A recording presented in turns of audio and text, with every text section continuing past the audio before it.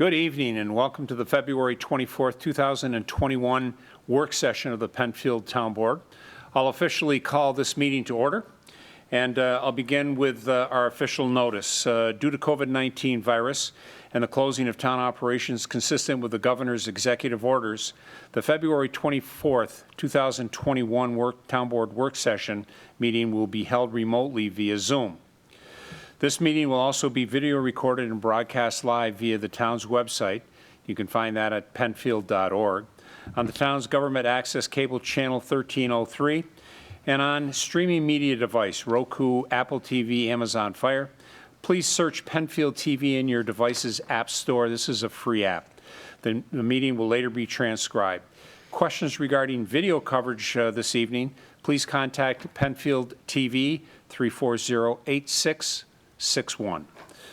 With that, I'll recognize that we have the following town board members: Draw, Cole, Moore, and Ockenden zooming in with us.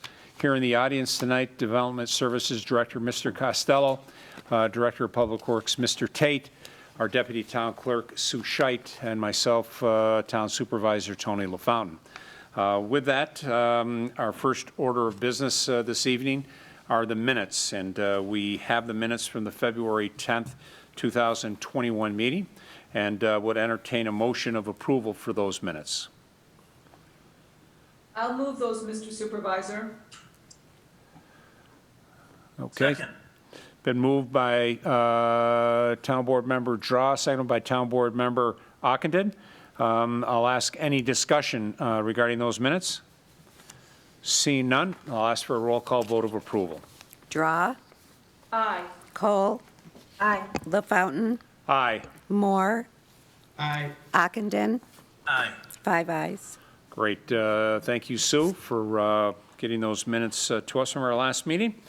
All right, we will move right in. This evening, there are no guests to come before the Town Board.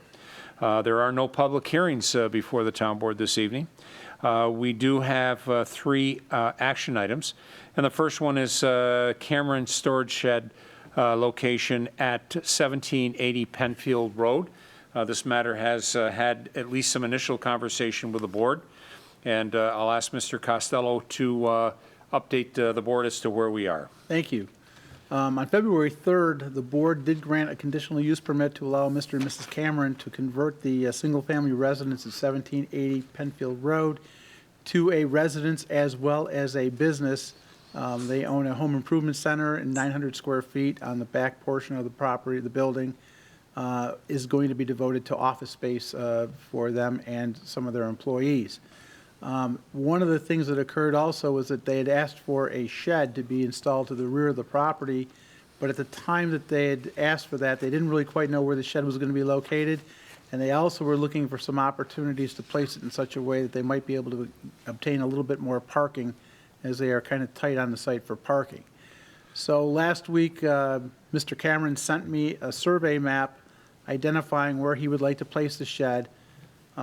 It's a 12 by 16 foot shed, and maybe I should share this with the board. I don't know if you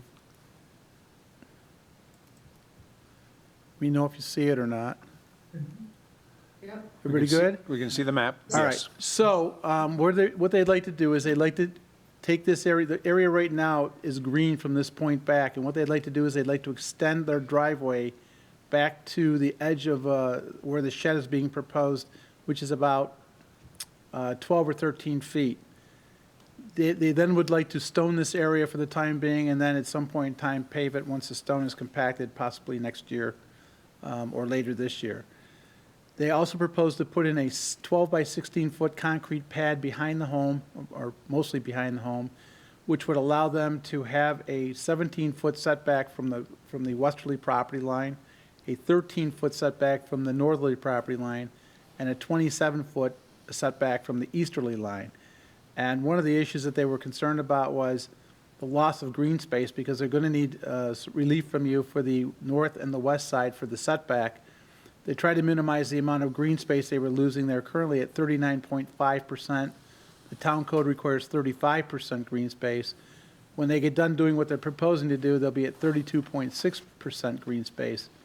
If they were to move the shed back another 7 feet, where it would meet the setback requirements for both the east and west property lines, they would lose another 3 or 4% of the green space on the site, which they'd like to maintain. So they are in essence asking for relief from the north and west setback, and they're asking for I believe it's a 2.4% relief from the 35% green space requirement. Okay, thank you, Mr. Costello. Questions for Jim? Jim, what is on the other side of that northern boundary, the neighboring property there? If you remember, a fence was recently installed with a retaining wall around the back property. It's not on their property, it's on the property at 1782. The young lady opened up a hair salon at that location, Sonati's Hair Salon. This fencing is basically new. It was put in last year, and it kind of buffers everything. They're a little bit higher than the property behind it. As I say, there's a retaining wall right along here. So in essence, the property here is about 3 or 4 feet lower than the property at 1780. And then is that pavement on the other side of that retaining wall that's drawn in there? Yes, everything beyond the retaining wall on both sides of it is paved area. Okay. In addition, the Camerons are proposing to remove this sidewalk. At one time, it was a sidewalk that led to the door when Mrs. Perkins Carpenter owned the property. There's no need for it at this point in time, so they want to take that out and take this out as well because the main entrance is not here anymore. It's over here. So that will add back maybe 0.5% of green space back to the equation for the entire requirement for the 35%.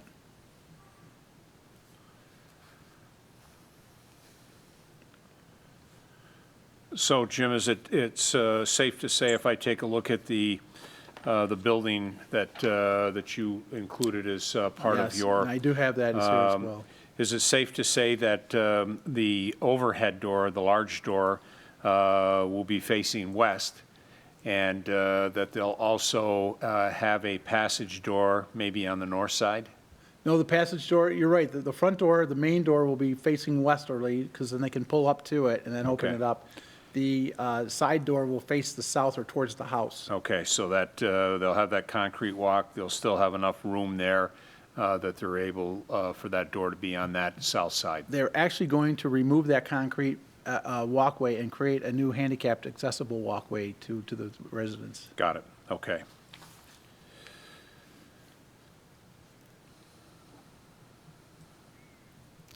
Board, other questions for Jim? Jim, this is Deb. I walked up there the other day and I was looking at this specifically, where they'd like to put this, this now. Obviously, you won't be able to notice it, you won't be able to see it from the front of the building at all. Probably not, because if you were looking straight back, you'd probably just see the proposed parking area that they're looking for the 2 spaces. Because although it's not you can tell that it's not at the edge it's beyond the edge of the house at this point. It's probably equal to or less than where the point of entry is at the house that they're proposing. So, right, so I'm good with it, especially that visually, it's not going to be an eyesore or anything to any of the, to the neighbors or visually to the neighbors of either side. No, and the picture that I have shown you does not do it justice. It's obviously a much more attractive, that's been scanned 2 or 3 times now, I think, from the building department. So it's a fairly attractive building. It's not, Yeah. it's not going to be a problem aesthetically. I mean, they've done so much nice work to the exterior of the property already, siding it. I know they're gonna be putting windows in. I mean, they've really spruced the place up, and I think I'm fine with this. Okay, board, other questions, comments? Mr. Costello, anything additional that we should add to the record that hasn't already been discussed either at previous meetings or this evening? I think this is it. Okay. Councilmember Draw, would you like to make a motion? I would, thank you, Mr. Supervisor. So I'd like to make a motion that we approve the the storage shed location with the setback, with the proposed new setback. Do I need to read, all as stated by Mr. Costello here on the 12 by 16 shed with the 13, from the perimeter 7, 24 and 16 on the west, and reducing the existing green space by only 2.4%. 2.4%, yep, okay. I didn't see your calculator there, so I just wanted to make sure I I was trying to read closer Okay. on the thing, thank you. got it. Not a problem. I'll second. All right. It's been moved by Councilmember Draw, seconded by Councilmember Moore. Further discussions? Seeing no further discussions, I'll ask for a roll call vote of approval, please. Draw, Aye. Cole, Aye. LaFountain, Aye. Moore, Aye. Ockenden, Aye. 5 ayes. Okay, thank you. This will take us to action item B, and this is a request for a hold harmless agreement, 35 Dundas. And Brian and/or Ryan downstairs, or Dave, if we have the applicant, if we could bring them in. And I'll ask Mr. Costello to play town engineer tonight and give us an overview of what's being proposed. Thank you. So we did receive a request from Mr. and Mrs. Talbot. They live at 35 Dundas Drive, 35, you'll see on your map, it says 38. That's not the address, that is the lot number Lot when the number. subdivision was developed. But this is 35. And as you can see, there is a storm sewer that runs along their property line and then runs to the back of their property line. And I'm going to show you another map in a minute, but that is an active storm sewer. And what they would like to do is they would like to, now, let me, there for you.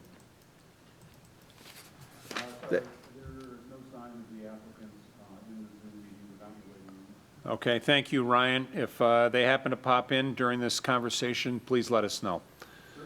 Thank you, sir. All right, Mr. Costello, if you would, please. Thank you. They initially proposed to build a in-ground pool in their backyard. There was a bit of an encroachment within the easement area. The easement does run along their property line, as I said, on the side and then to the rear.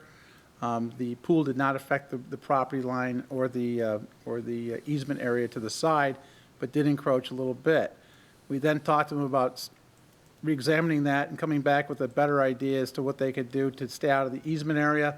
They did that. They came back with a new plan. The easement now runs along here on the right side and then also to the rear.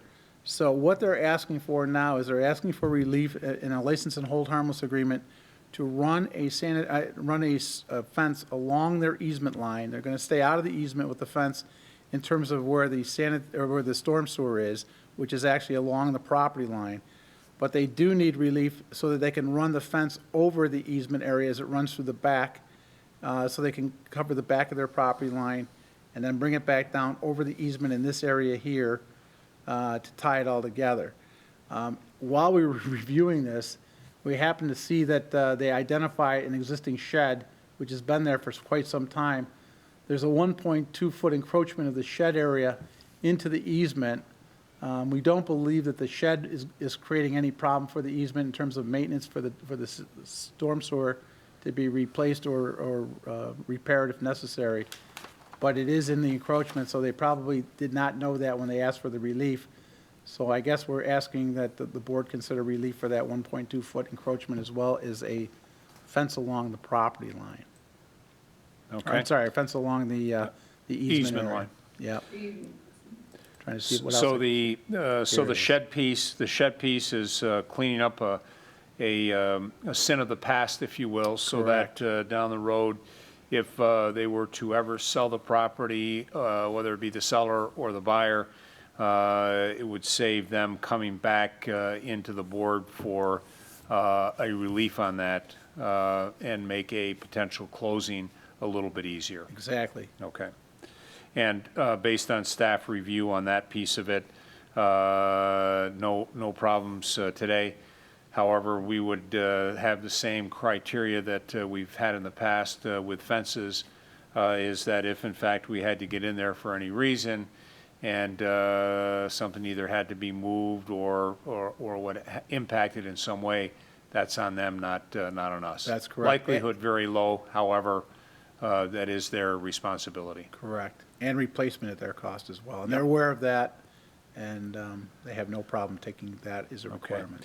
And then I think the way you described it, that the fence itself wasn't over the actual pipe, so that there's not a concern about driving a post down through the center of a pipe and damaging the pipe that could create problems not only for them, but also the neighborhood. That is true along the property line, but it does actually go across the easement area where the pipe is located. So we're going to have to place that, the post for the easement, or the fence somewhere so that it does not impact that pipe as it runs east-west. Got it.